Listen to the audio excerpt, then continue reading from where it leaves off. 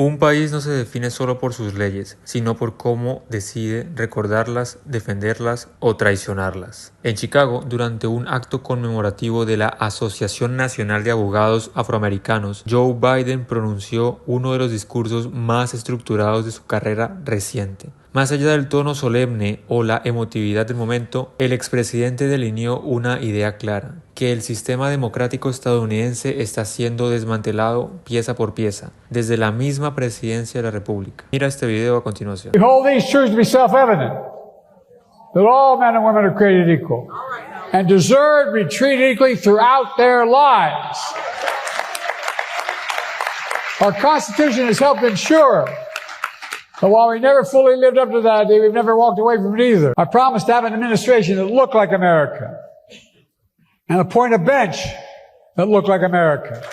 And I kept my promise.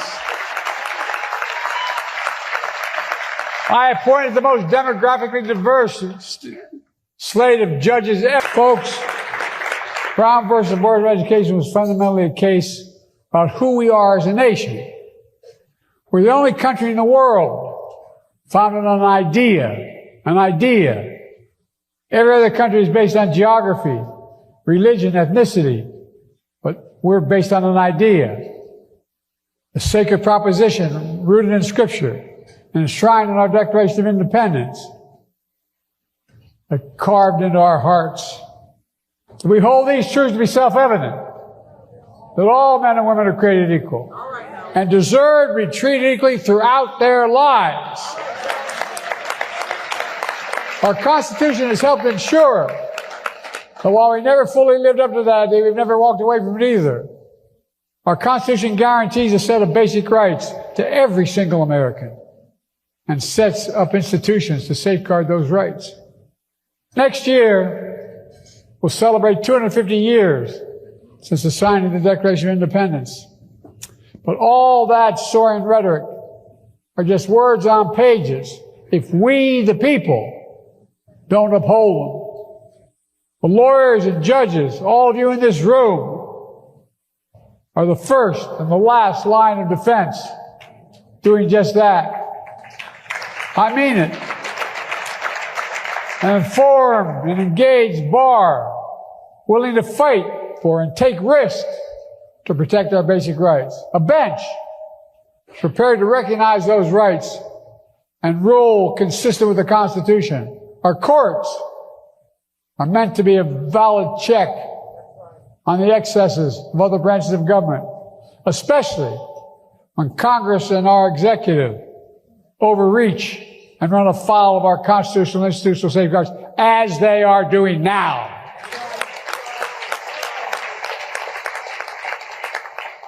You know, we're here marking 100 years since the National Bar Association was founded to support black lawyers, men and women who were excluded from all professional organizations because of the color of their skin, which was flat out unadulterated racism.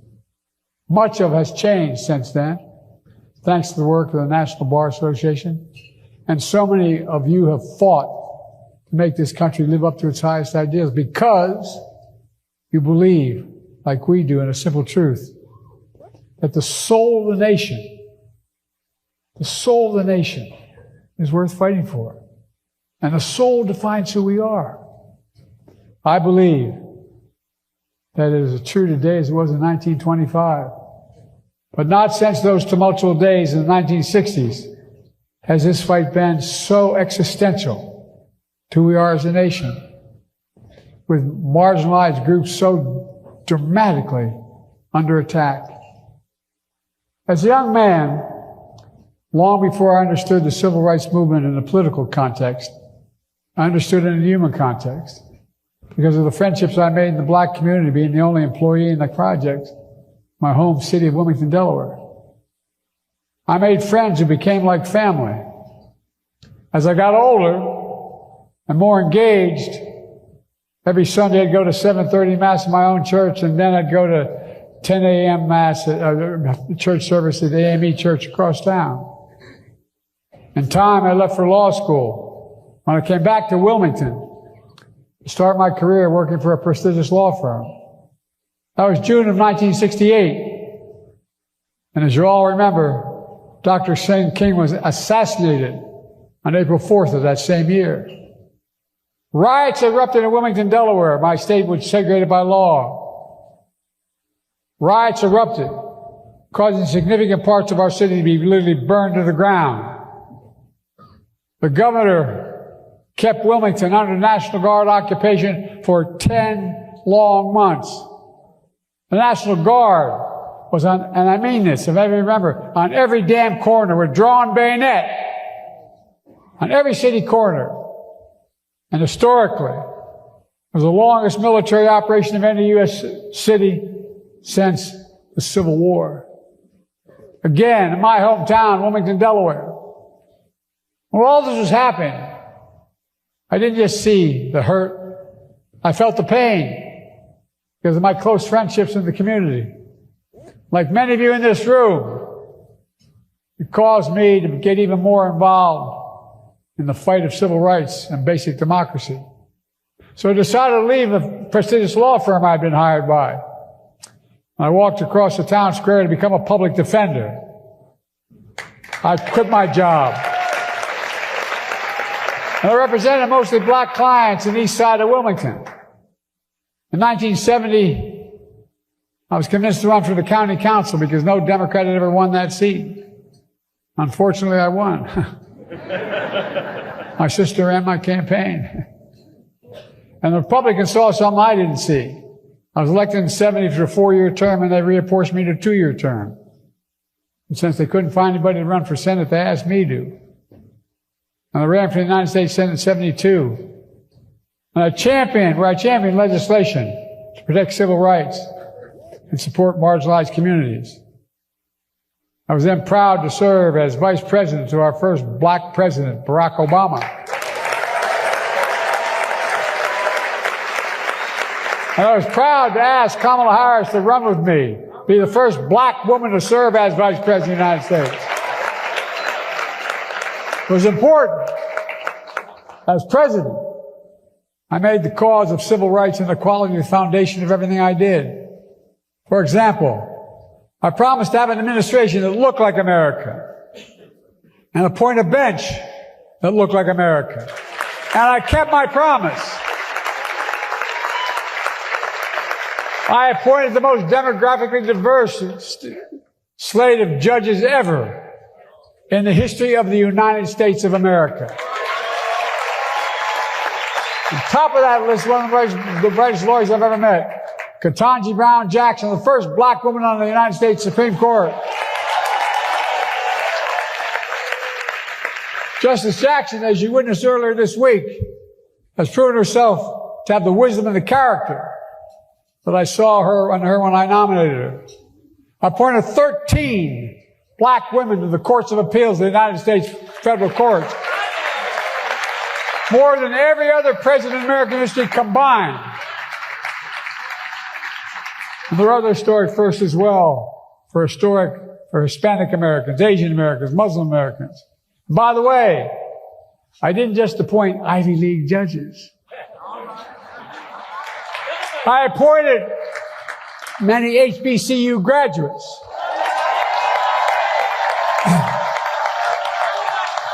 How many of you in this room went to the greatest HBCU in America? Delaware State, right? They got me started, man. Cedric keeps giving me the honor of being called a Morehouse man. I'm a Delaware State man. Look, my administration understood the importance of HBCUs.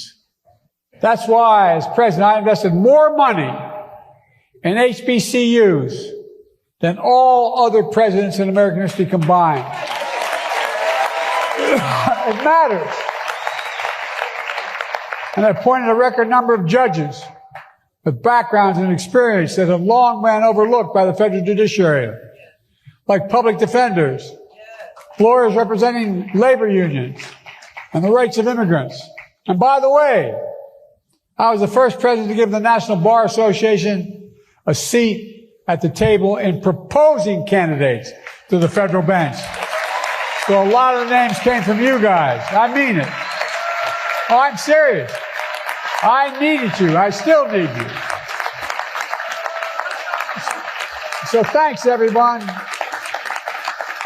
No matter who these men and women were, or where they came from, I'm sure that all my appointments are committed to the rule of law and are highly qualified.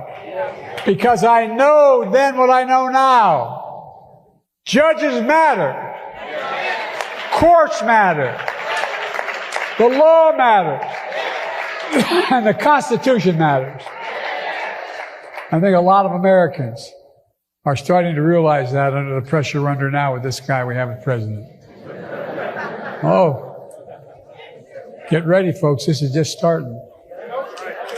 I'm proud I've appointed judges doing their best to be independent, fair, impartial, respecting the rule of law, and upholding the Constitution.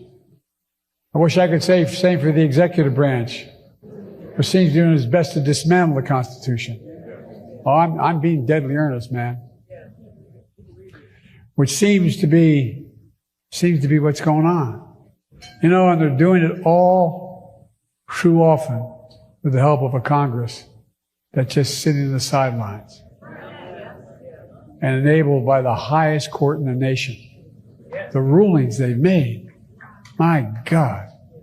Folks, in our lives, in the life of our nation, there are moments so stark that they divide all that came before from everything that followed. Moments that force us to confront hard truths about ourselves, our institutions, and democracy itself.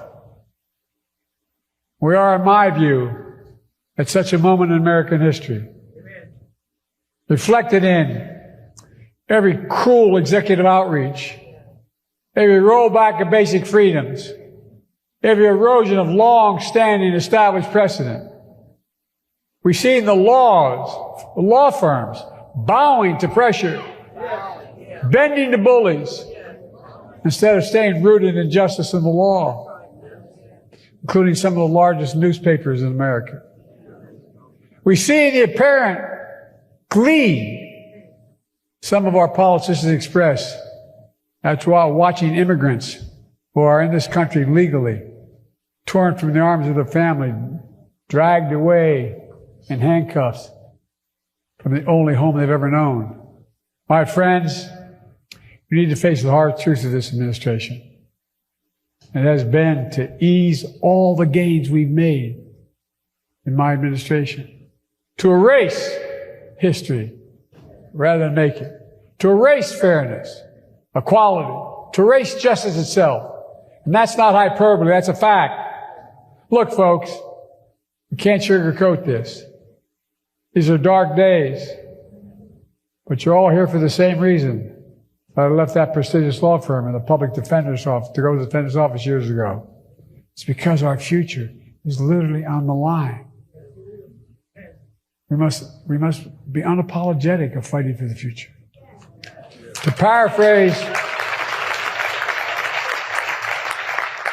paraphrase Frederick Douglass, there is no progress without struggle. And I would add, there is no progress without courage. None. Right to the civil rights movement, when Dr. King and Rosa Parks and John Lewis and other giants in our history needed a lawyer for their fight for freedom, they called on a guy named Fred Gray, who's here tonight. Fred, I don't know where you are, but stand up, man.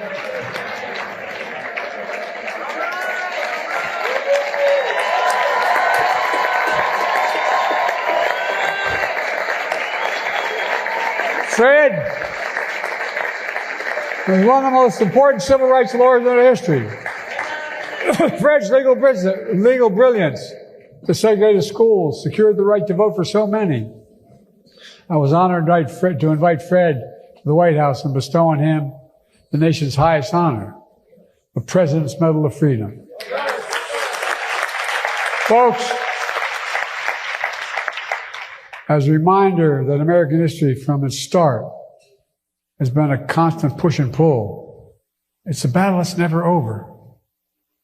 As my late friend John Lewis used to say, democracy is a state, not an act.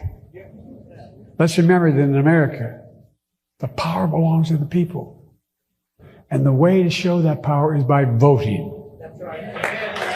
We need everybody to vote. We need everyone to count. So let's reach out to family and friends and neighbors. Let's help them register to vote. And let's remind them, without voting, nothing is possible. With voting, everything's possible.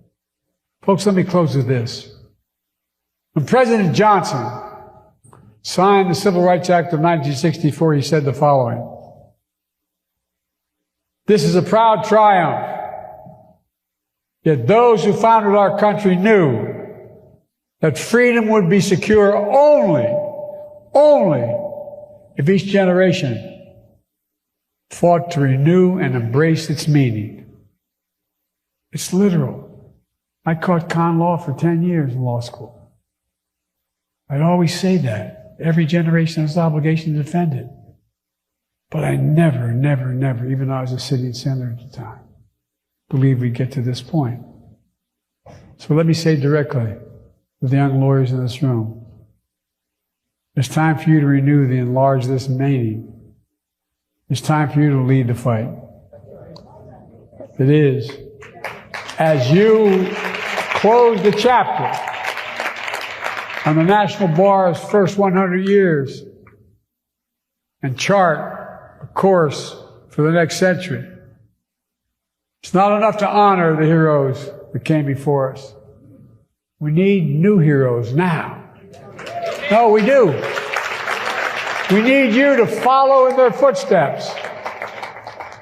When I was elected, I have the dubious distinction of being elected the youngest senator in American history and the oldest president in American history.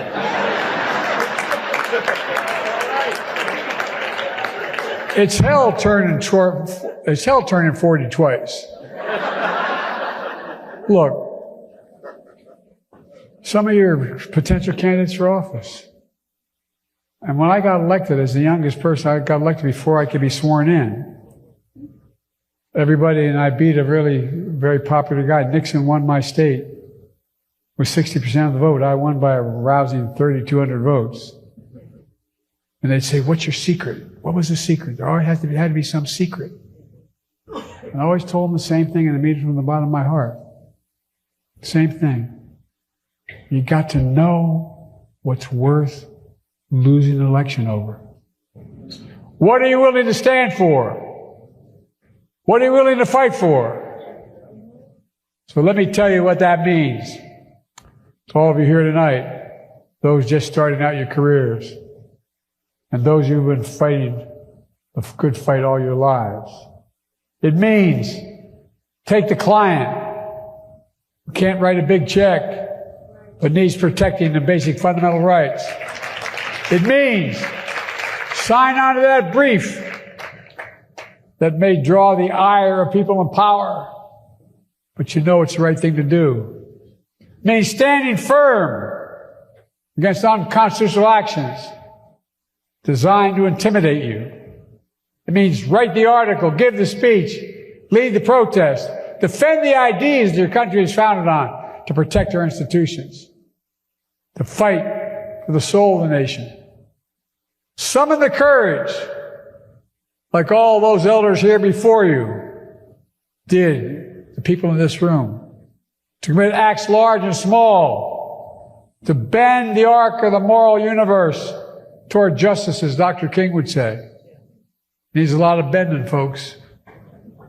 There's been nothing in the course of our country's history that we haven't been able to accomplish when we stood together. We set our minds to it. We're the only nation in the world with a significant student of history that has come out of every crisis we've got into stronger than we went in. We have to remember who the hell we are. We're the United States of America. There's nothing beyond our capacity. We do it together. Well, God bless you all. And may God bless the United States of America. We got a lot of work to do, folks. Thank you, thank you, thank you. El mensaje fue contundente. No hay neutralidad posible cuando el sistema está bajo ataque. Y para quienes aún creen que los discursos son solo palabras, Biden recordó que las leyes no se sostienen en papel, sino en el coraje de quienes deciden defenderlas. Y yo les pregunto a ustedes, ¿creen que el sistema judicial actual está cumpliendo su rol como contrapeso al poder ejecutivo? ¿Puede un presidente por sí solo poner en riesgo las bases constitucionales de una nación? Y como siempre, no olviden suscribirse, dejar su like y compartir este video. Esto es Rumor de Estado.